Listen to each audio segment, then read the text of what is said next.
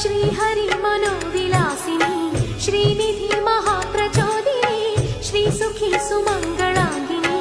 सर्व इष्ट सुप्रदायिनी ನಮ್ಮ ಮನೆಯಲ್ಲಿ ಬಂದು ನೆಲೆಸಮ್ಮ ಶಾರದೆ ಜೊತೆಯಲ್ಲಿ ಹಾಡಿನಲ್ಲಿ ಅಮ್ಮ ಲಕ್ಷ್ಮೀ ಮಹಾಲಕ್ಷ್ಮಿ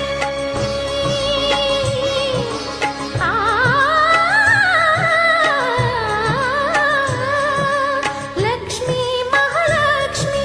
ಲಕ್ಷ್ಮೀ ವರಲಕ್ಷ್ಮಿ